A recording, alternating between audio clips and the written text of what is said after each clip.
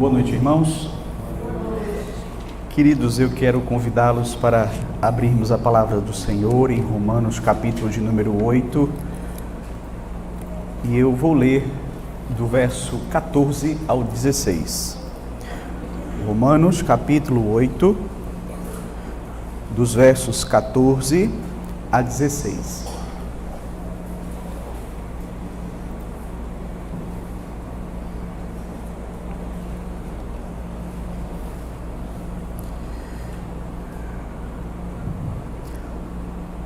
Romanos 8, do 14 ao 16, que nos diz assim: Pois todos os que são guiados pelo Espírito de Deus são filhos de Deus, porque não recebestes o espírito de escravidão para viverdes outra vez atemorizados, mas recebestes o espírito de adoção, baseados no qual clamamos, Abba, Pai. O próprio Espírito testifica com o nosso espírito que somos filhos de Deus. Até aqui a leitura da palavra, vamos orar. Ó Deus Todo-Poderoso, te agradecemos pela leitura da tua palavra nesta hora. Rogamos que o teu Espírito que a inspirou possa falar aos nossos corações, iluminando-nos para compreendermos, Senhor, a tua palavra nesta noite.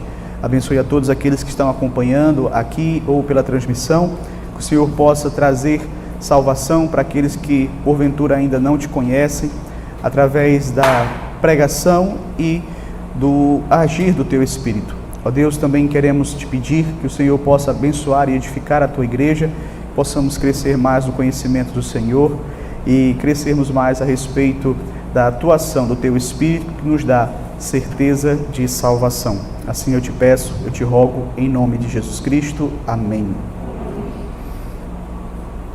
Queridos, a fé reformada, ela faz uma distinção entre salvação e segurança de salvação. Veja, uma coisa é a pessoa ser salva, outra coisa é essa pessoa estar plenamente convencida de que está salva. O fato é que há graus diferentes de certeza de salvação. Então, você vai ter pessoas que têm uma convicção maior de que são salvas, outras que têm convicção, mas não é uma convicção tão forte. E veja, não é que a salvação, ela em si seja incerta, que ela seja mais ou menos segura, não é isso. Quando nós falamos de certeza de salvação, é importante que nós tenhamos em mente que a salvação, ela é segura independentemente da confiança ou do nosso sentimento de segurança com respeito a ela.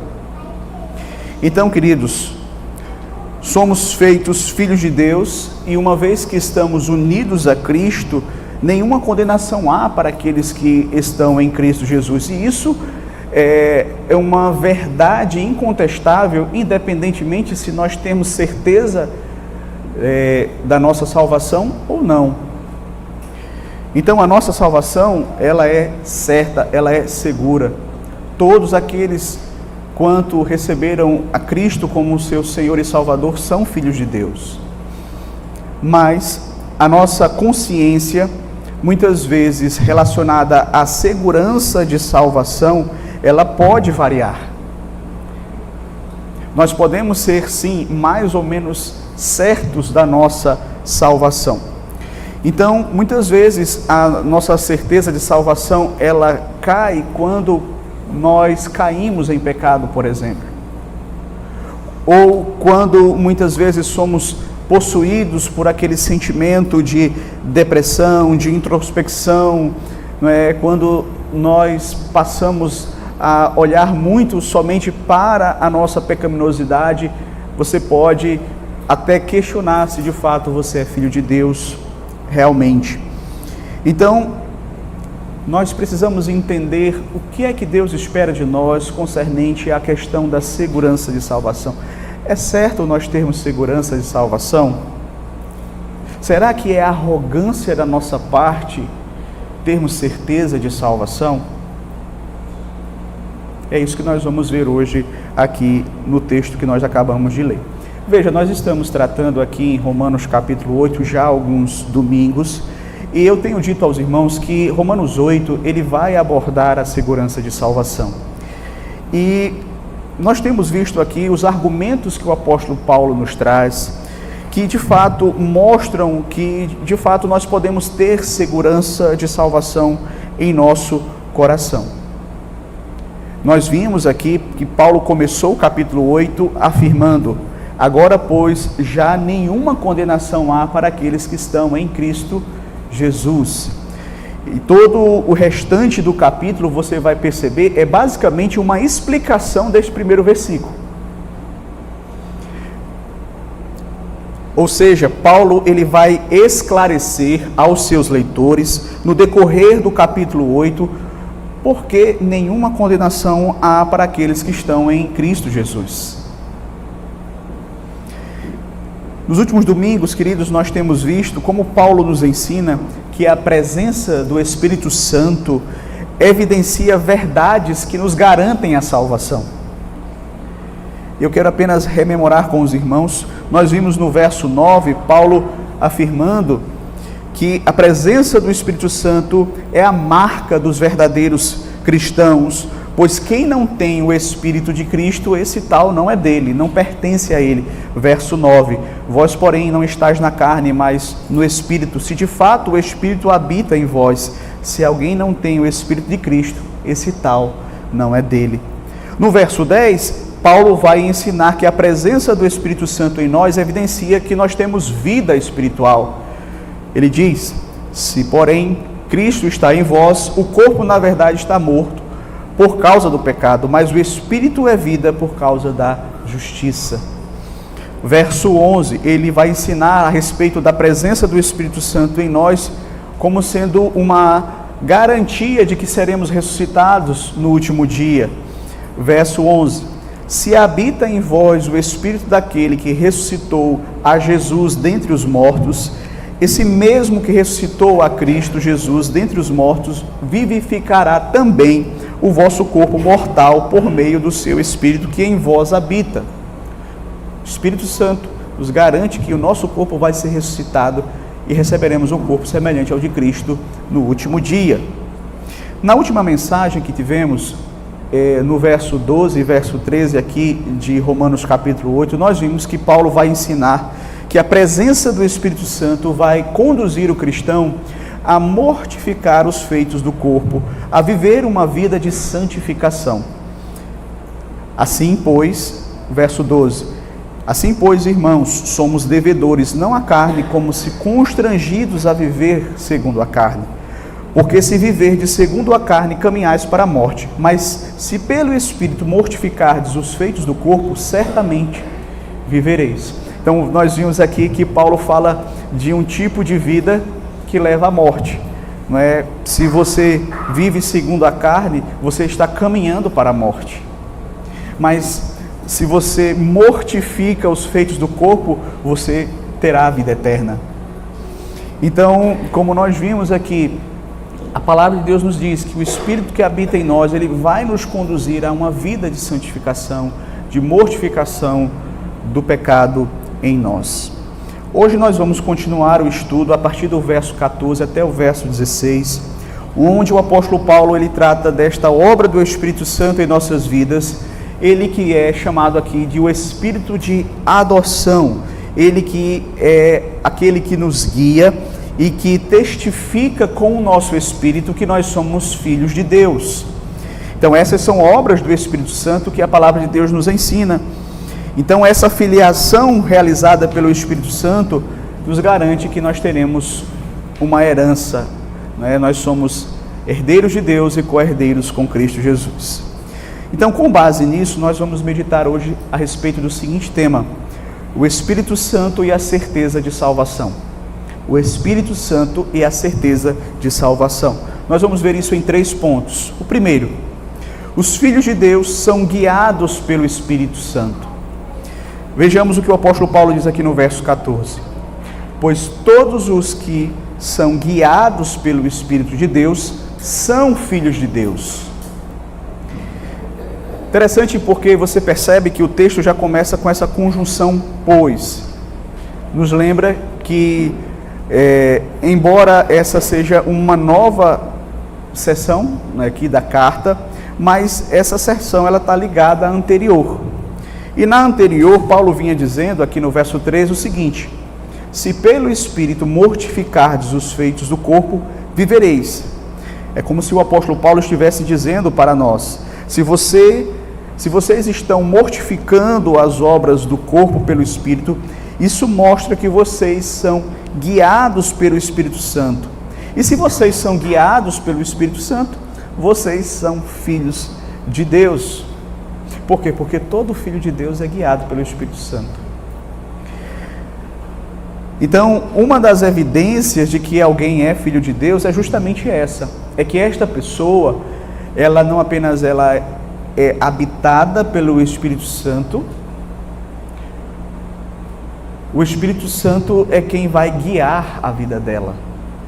Essa é uma das evidências de que nós somos filhos de Deus e que estamos salvos em Cristo Jesus.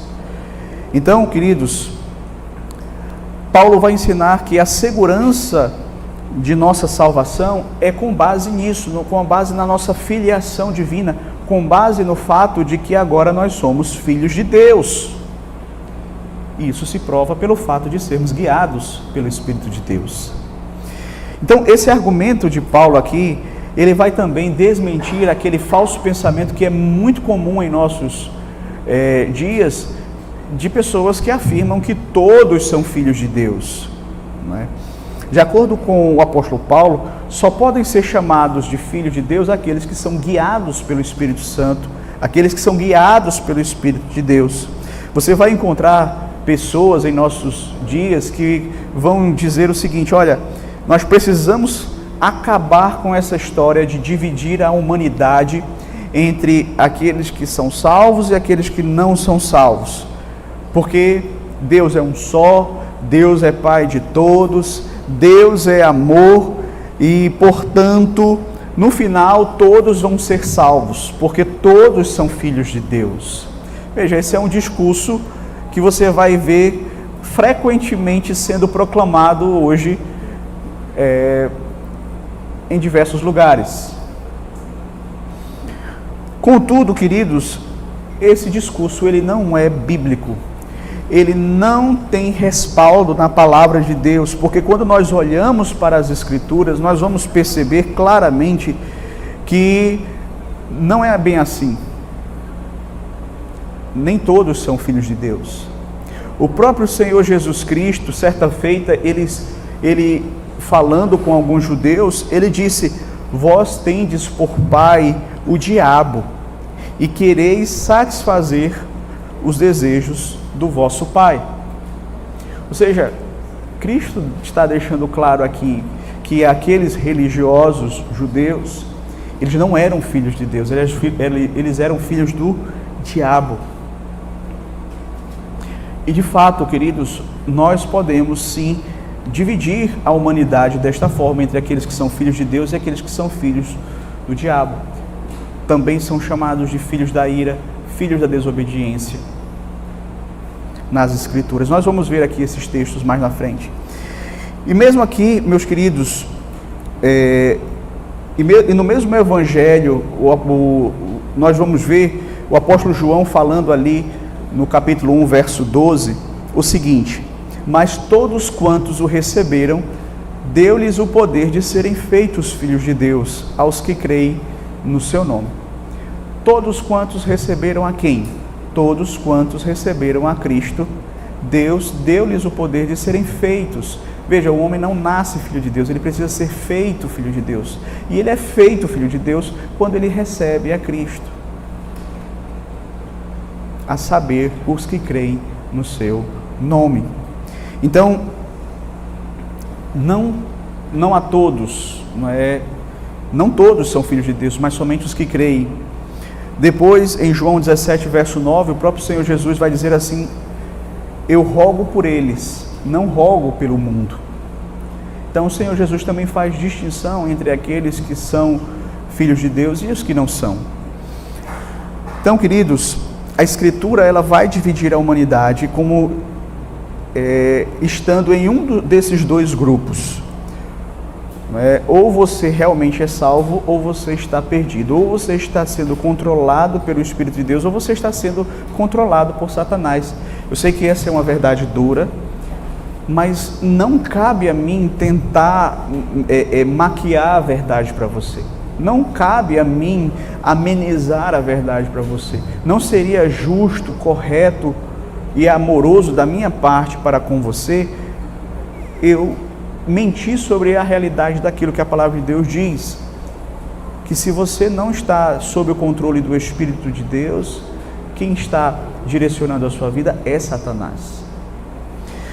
Mas veja, queridos, perceba aqui que devemos ter claro em nossas mentes que nem todos são filhos de Deus, somente são os filhos de Deus somente aqueles que são guiados pelo Espírito de Deus, como diz aqui o apóstolo Paulo. Mas pastor, o que é ser guiado pelo Espírito de Deus? O senhor está dizendo aí que somente são filhos de Deus aqueles que são guiados pelo Espírito de Deus, mas de que maneira o Espírito vai guiar uma pessoa? E eu sei que muitas vezes as pessoas vão ler esse texto aqui do apóstolo Paulo, pois todos que são guiados pelo Espírito de Deus são os filhos de Deus, e pensam, que Deus vai guiar você para uma realização pessoal. Não, eu quero casar, Deus vai me guiar para a pessoa certa, Deus vai me guiar para o emprego certo, Deus vai me guiar para a faculdade certa que eu devo fazer. E eu não nego que Deus, pelo seu Espírito, Ele providencia de fato o direcionamento para nossas vidas, inclusive nessas áreas. Mas quando Paulo fala aqui sobre sermos guiados pelo Espírito Santo de Deus, ele está falando em outro contexto. Em que contexto? Veja, Paulo aqui no versículo 14, ele está falando da direção e da orientação do Espírito Santo como sendo o fator controlador da nossa vida. Ser guiado pelo Espírito Santo de Deus significa que o Espírito Santo de Deus é quem vai controlar, direcionar, apontar o caminho que eu devo seguir. E eu sigo esse caminho. É com base nisso, queridos, que eu sei se eu sou ou não filho de Deus. Se eu estou sendo, de fato, guiado pelo Espírito de Deus. E como é que o Espírito de Deus vai guiar a minha vida? Com base em quê? Com base na palavra de Deus, que foi o mesmo Espírito que inspirou. Certo? Então o Espírito Santo, ele vai guiar o Filho de Deus com base naquilo que está na palavra de Deus. Pastor, como assim? Onde é que o senhor vê isso aqui no texto? Se você pegar não somente esse texto, mas outras partes das Escrituras, isso vai ficar claro. Que ser guiado pelo Espírito está ligado a uma vida de obediência à palavra de Deus. Por exemplo, você vai ver lá no Salmo 23, verso 3, refrigera minha alma, guia-me pelas veredas da justiça, por amor do seu nome. As veredas da justiça está ligado às veredas da obediência à vontade revelada de Deus, a obedecermos a palavra de Deus. Salmo 139, verso 14, vê se há em mim algum caminho mau e guia-me pelo caminho eterno. O caminho eterno que o salmista se refere é o caminho do Senhor, é o caminho que é apontado pela palavra de Deus. É por esse caminho que nós somos guiados pelo Espírito. O próprio Senhor Jesus Cristo, quando falou aos seus discípulos, ele disse: quando vier, porém, o Espírito da verdade, ele vos guiará a toda a verdade. Ou seja, é função do Espírito Santo nos guiar pela palavra de Deus. Então, veja, você é guiado pelo Espírito Santo. Como é que você tem respondido à palavra de Deus? Você responde à palavra de Deus com submissão ou com oposição? Ou você é indiferente à palavra, você ouve, entra no ouvido, sai por outro, e isso não tem nada a ver com a sua vida, você volta para casa e consegue viver da mesma forma que você tem vivido. O homem e a mulher que são guiados pelo Espírito de Deus, eles vivem de acordo com a palavra de Deus. E é assim, queridos, que nós temos a segurança de que somos, de fato, filhos de Deus. Essa é a primeira coisa que Paulo nos diz aqui, para que possamos ter segurança da nossa salvação, segurança de que somos, de fato, filhos de Deus. Somos guiados pelo Espírito Santo. Quem não é guiado pelo Espírito de Deus não é filho de Deus. É o que fica implícito no texto. Segundo ponto, os filhos de Deus têm um relacionamento filial com Deus.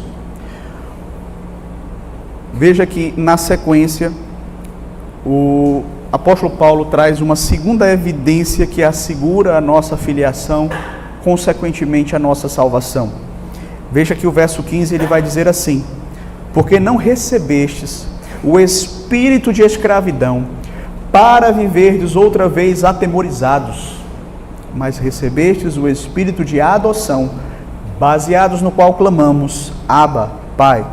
Então, esse verso, ele nos ensina duas verdades. Quais são? Não recebestes o espírito de escravidão para viverdes outra vez atemorizados. Segunda verdade, mas recebestes o espírito de adoção, baseados no qual clamamos, Abba, Pai. Veja, Paulo está fazendo menção aqui de dois estados da nossa vida. Primeiro, quando nós estávamos longe de Cristo, debaixo da escravidão da lei e do pecado, e agora debaixo da graça, em Cristo, salvos. Ele começa falando aqui: não recebeste o espírito de escravidão para viverdes outra vez atemorizados. Veja, um escravo, ele era alguém que vivia atemorizado. Porque se ele fizesse qualquer coisa errada, ele ia ser duramente punido. Ele poderia ser morto, inclusive. Ele vivia numa relação de temor para com o seu Senhor, porque se ele de repente o desagradasse, se de alguma forma ele caísse no desagrado do seu Senhor, o seu Senhor podia maltratá-lo, matá-lo ou vendê-lo para outro.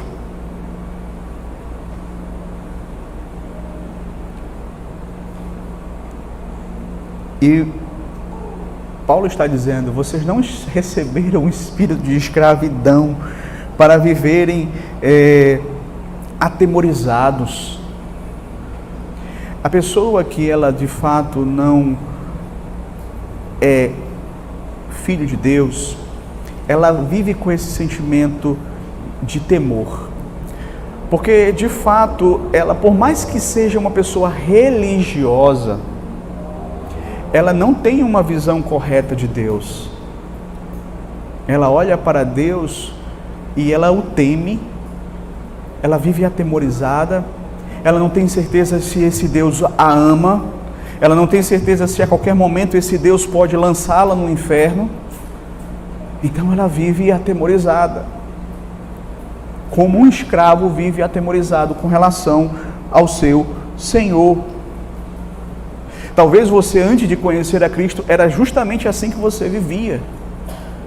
Você não conhecia Deus, você pensava em Deus apenas como alguém que é santo e que exige de você santidade, que você é um pecador e que não pode dar esta santidade, e Deus como sendo esse Deus tirano, que está pronto para te punir, para te castigar, para te lançar no inferno. E você vive de alguma forma tentando agradá-lo, porque na sua mente é um Deus instável. mas nós não recebemos o espírito de escravidão para vivermos assim, amedrontados, atemorizados, ansiosos.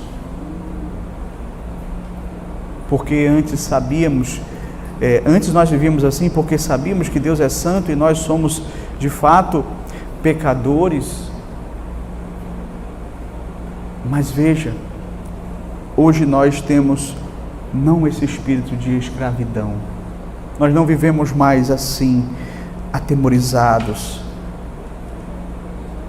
sem conhecer ao nosso Deus, sem ter certeza do amor de Deus, tentando com os nossos atos religiosos, de alguma forma garantir que esse Deus não se ire contra nós. Basicamente as religiões do mundo são assim, não são?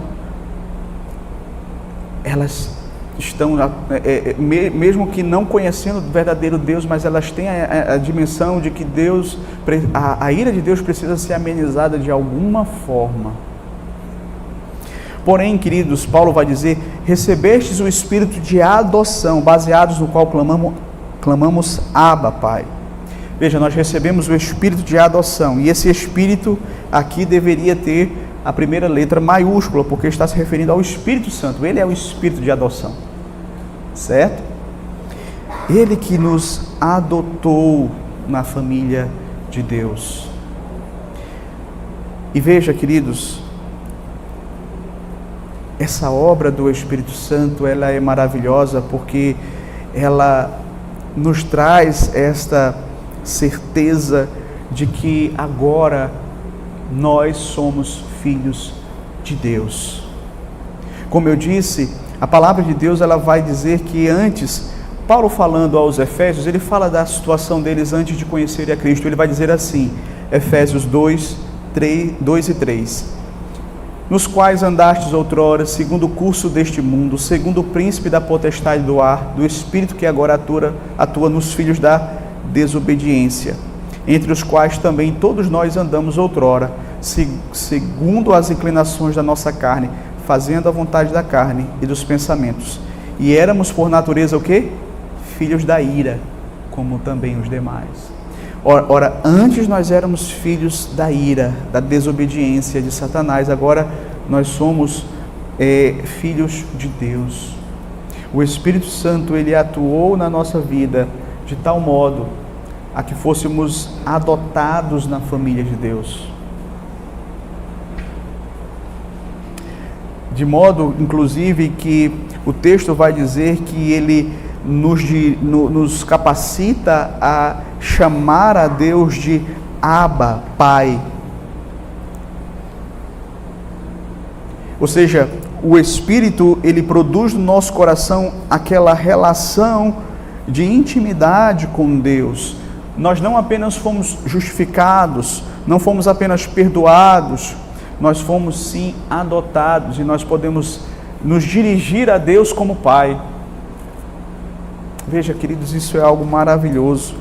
Esse termo Abba era uma maneira como o filho se dirigia ao pai ali no contexto de Israel.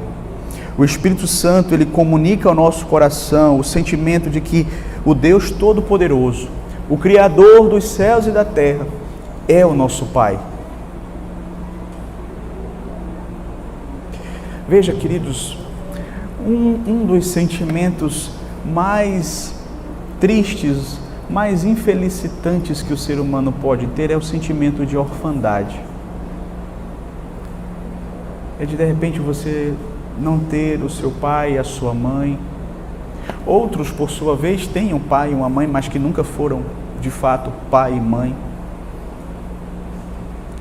Mas o pior tipo de orfandade é a orfandade espiritual. É você olhar para a criação, olhar para tudo que Deus fez e não entender que tudo isso é fruto das mãos de um Deus Criador a quem você pode se dirigir a Ele como Pai. E Paulo está dizendo que nós agora podemos nos dirigir a Ele como Pai. Que o Espírito Santo, ele traz essa certeza de que somos filhos e que podemos clamar a Ele como Pai, e Ele vai nos atender como um pai atende aos seus filhos. O próprio Senhor Jesus disse: se vós que sois maus, sabeis dar boas dádivas aos vossos filhos, quanto mais o vosso Pai Celeste. Então, isso faz toda a diferença, queridos. Inclusive faz diferença na maneira como nós o adoramos, na atitude, como nós comparecemos. Não estamos apenas adorando a um Deus que nos criou, estamos adorando aquele que é o nosso Pai, aquele que nos adotou na sua família. Cristo é o Filho eternamente gerado do Pai. Ele é o unigênito do Pai nesse sentido. Nós somos os filhos adotivos. E nas Escrituras, meus queridos, a adoção é algo que é visto com muito bons olhos. Só um dito de passagem. Nós somos filhos adotivos de Deus. Então essa filiação, ela traz intimidade, ela expressa confiança, ela expressa essa segurança de podermos adentrar a presença do nosso Pai. E o temor que nós temos não é um temor de escravo, mas é um temor, um respeito de um filho que tem pelo seu pai. Então esse sentimento de intimidade filial é uma indicação de que nós nascemos de novo, de que somos novas criaturas e de que somos salvos em Cristo Jesus. Certo? Então, terceira evidência que nos traz segurança de salvação. Os filhos de Deus possuem um testemunho interno do Espírito Santo. Veja, meus queridos, quando nós chegamos aqui no verso de número 16, nós encontramos o mais alto grau de segurança de salvação que você pode ter nesta vida. Qual é o mais alto grau de segurança? É esse aqui do verso 16. O próprio Espírito testifica com o nosso Espírito que somos filhos de Deus. Veja, aqui não se trata de você ouvir uma voz audivelmente, mas trata-se de um convencimento interno do Espírito Santo nos assegurando de maneira profunda, de maneira poderosa, que de fato somos filhos de Deus. Veja, o texto diz que o próprio Espírito testifica com o nosso Espírito. Aí, vamos entender isso aqui. Ele testifica, ele dá testemunho. Testemunho na Bíblia, meus queridos, é uma coisa muito importante e muito séria. Se você ler de Gênesis a Apocalipse, você vai perceber que essa palavra ela vai aparecer várias vezes. De maneira que, por exemplo, quando homens faziam um acordo lá no Antigo Testamento, eles levantavam memoriais que serviam de testemunho desse acordo. Deus, quando firmava o seu pacto com o homem, as suas alianças com o homem, ele entregava ali um testemunho deste pacto.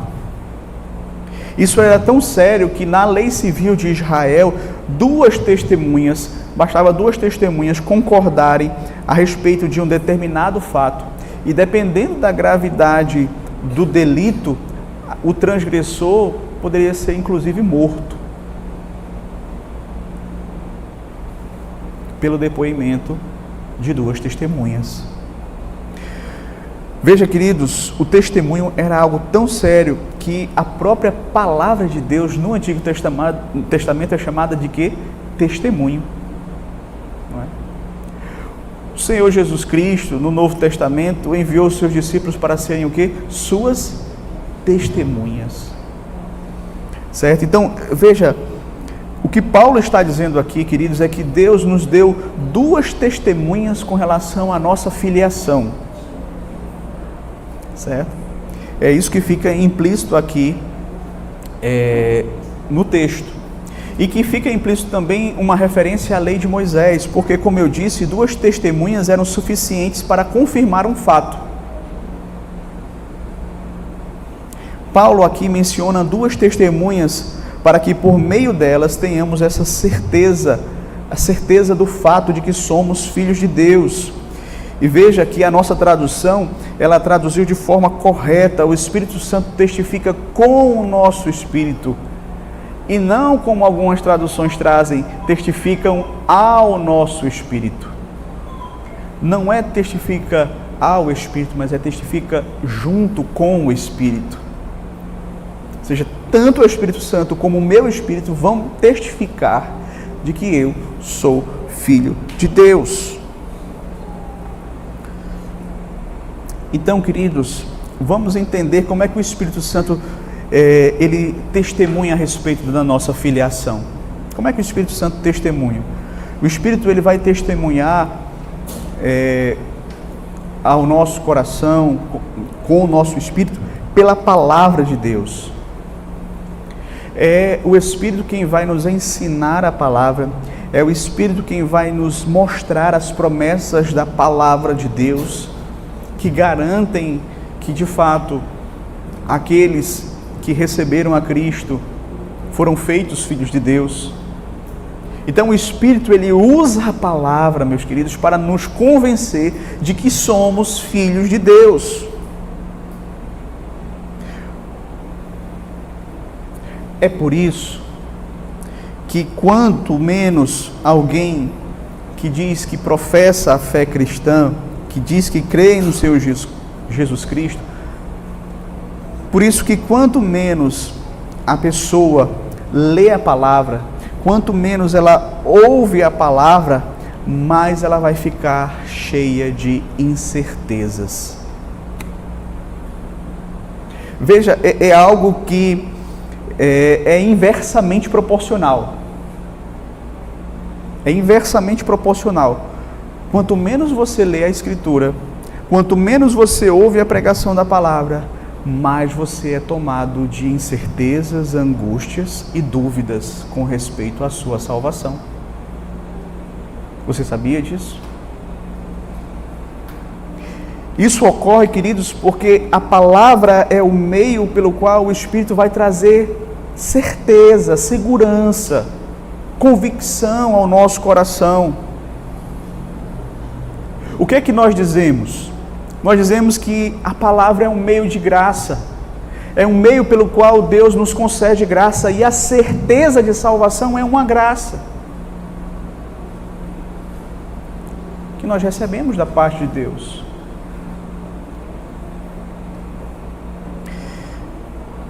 Segunda forma que o Espírito Santo testemunha com o nosso espírito é trabalhando em nós. Nós estamos estudando aqui a obra do Espírito, nós vimos que o Espírito ele não deixa pegadas, né? O Espírito ele é como um vento. Nós não enxergamos ele, nós só vemos os efeitos, os frutos, os resultados da sua obra. Então, como é que o Espírito ele vai testificar que eu sou filho de Deus? Por meio dos frutos que ele vai produzir em mim. Que frutos são esses? Gálatas 5, 22 e 23. O fruto do Espírito é amor, alegria, paz, longanimidade, benignidade, bondade, fidelidade, mansidão, domínio próprio. Contra essas coisas não há lei. Então o Espírito de Deus ele produz em mim, por exemplo, a alegria da salvação. O Espírito produz em mim também paz, a certeza de que estou em paz com Deus, que o meu relacionamento com Deus está apaziguado, então eu tenho paz. O Espírito Santo opera nas nossas afeições, ele vai de fato confirmando com o nosso coração essa realidade. Agora, eu falei que são duas testemunhas, o Espírito Santo e o nosso espírito. Mas e como é que o nosso espírito confirma a nossa filiação? Confirma que somos filhos de Deus? Veja, nesse capítulo aqui, não sei se você tem percebido esse detalhe aqui, mas é muito pertinente nós chegarmos a este ponto e mencionarmos isso. Em alguns momentos você vai ver Paulo falando sobre a segurança de salvação, outros momentos você vai ver Paulo falando sobre santificação. Sabe por quê? Porque as duas coisas andam juntas. Mesmo que a segurança da salvação não esteja fundamentada na santificação, mas a segurança de salvação, ela não pode ser desassociada, ela não pode, de fato, estar presente se de fato nós não vivemos uma vida de santidade. As duas andam juntas. Veja, a segurança de salvação não está fundamentada na santificação, mas elas caminham juntas. Digo isso porque o testemunho do nosso espírito a favor da nossa filiação se dá por meio de uma consciência pura. A consciência, meus queridos, é algo tremendo, é o tabelião de Deus em nossa alma. Ela é o representante de Deus em nós, seja nos condenando, seja nos inocentando. Mas aí você vai entender porque tantas vezes nas Escrituras você vai ver Paulo falando de ter uma consciência limpa. E veja, eu não estou falando de perfeição, mas de alguém que está lutando contra o pecado. Alguém que está buscando viver em santificação. E isso sim vai produzir uma consciência pura, uma consciência limpa. Quando o homem vive uma vida de pecado, sabendo as verdades do Evangelho, a sua consciência o acusa. Ela não o deixa viver tranquilamente. Ela o perturba, ela o fustiga. E a consciência, ela é terrível, ela é a pior de todas, os acusadores. Todo mundo pode achar que você está certo, mas se a sua consciência lhe acusa, você vai ficar perturbado. O contrário, por mais que todos achem que você é culpado, mas se a sua consciência é tranquila de que você não cometeu aquele erro, você consegue viver tranquilamente. Mas, meus queridos, o que eu quero enfatizar aqui é justamente que quando nós buscamos viver em santificação, quando nós buscamos viver de consciência limpa diante de Deus, isso também vai trazer ao nosso coração certeza de que nós somos filhos de Deus.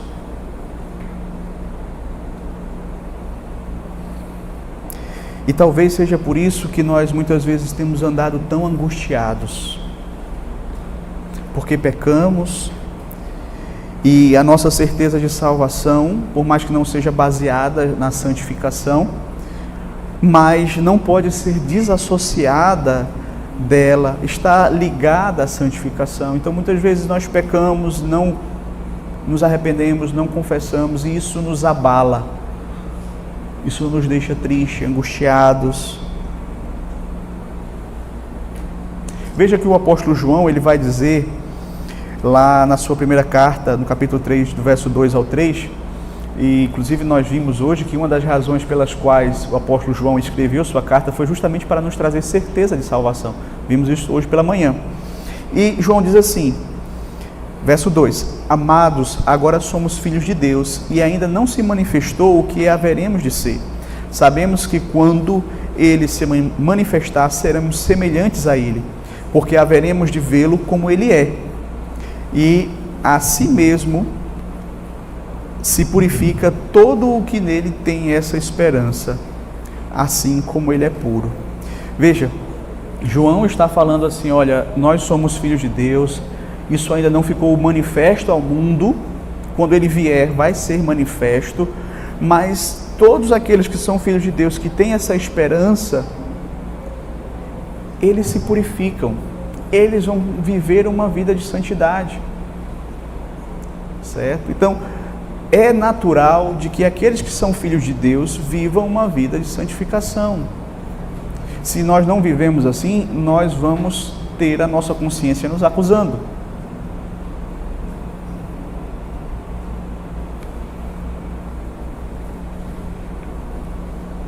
Então, queridos, é importante que possamos viver uma vida de santidade, para que a nossa consciência seja limpa diante de Deus, para que possamos ter o Espírito Santo confirmando, não é? E o nosso Espírito também confirmando que somos filhos de Deus. Essa confirmação em conjunto entre o Espírito Santo e o nosso Espírito, essas duas testemunhas, elas trazem a maior certeza que um crente pode ter a respeito da sua salvação. Gostaria de trazer algumas aplicações. Primeiro, embora a certeza de salvação seja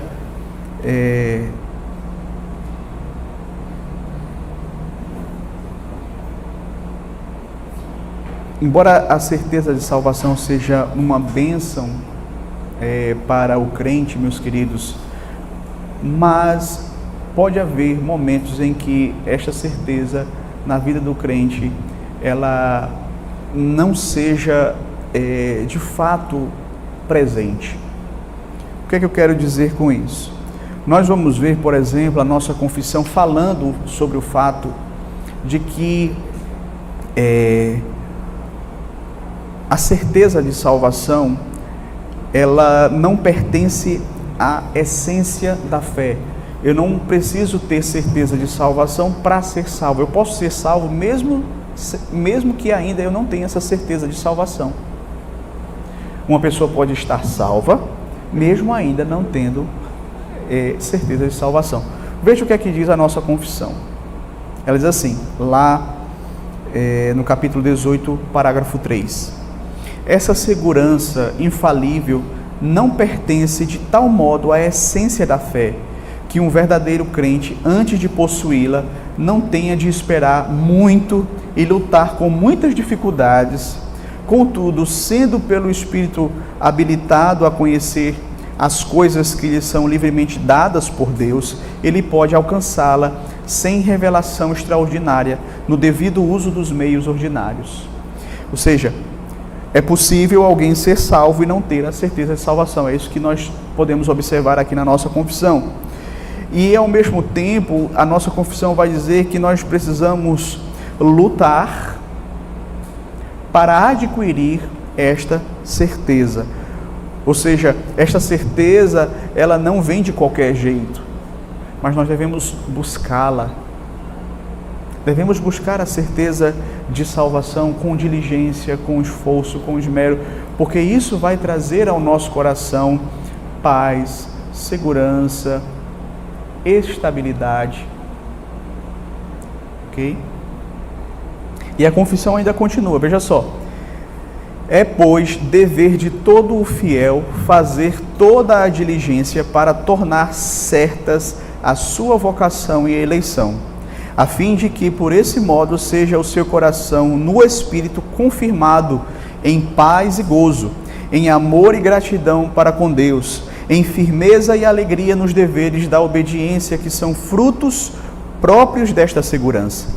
Este privilégio está, pois, muito longe de predispor os homens à negligência.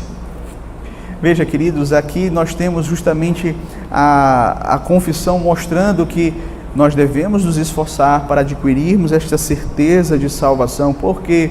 Porque ela vai trazer gozo, paz ao nosso coração, gratidão maior pelo amor de Deus, firmeza e alegria nos deveres da obediência, naquilo que nos é requerido.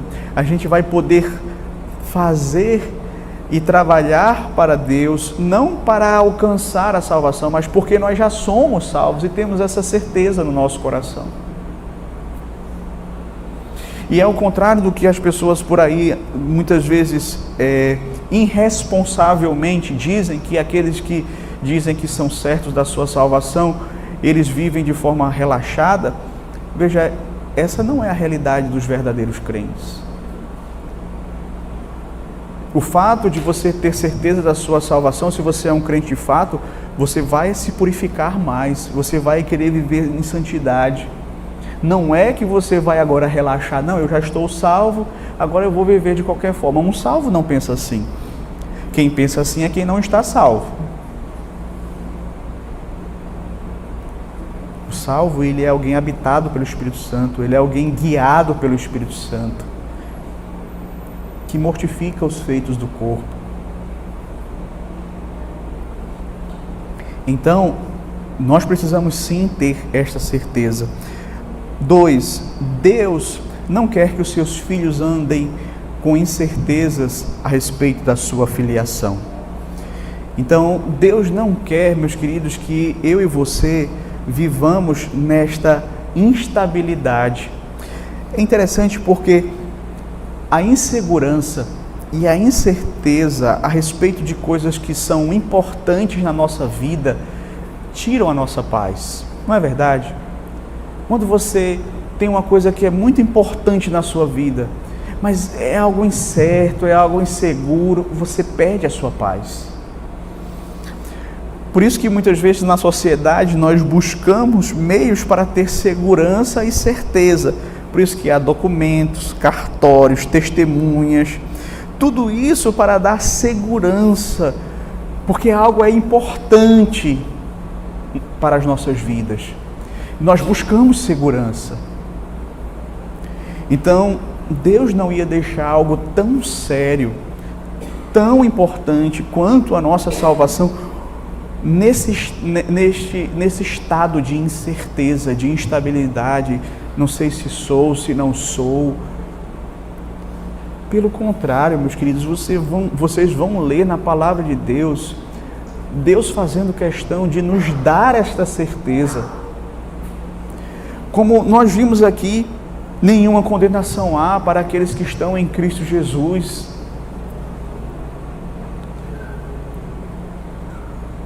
Quem vai nos acusar? Pois agora nós estamos justificados, como o próprio Paulo vai dizer aqui, que nós temos esta certeza de que nenhum daqueles que o Pai deu ao Filho poderá ser arrebatado das suas mãos. Aquele que começou a boa obra em nós há de completá-la até o dia de Cristo Jesus. Ninguém pode nos separar do amor de Deus que está em Cristo Jesus, nosso Senhor.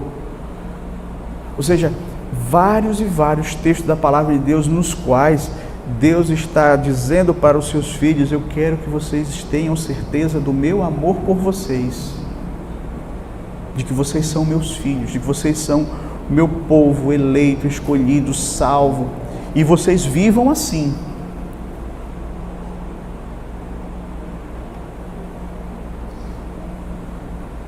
Então que essa seja a nossa certeza. Que Deus nos abençoe. Amém.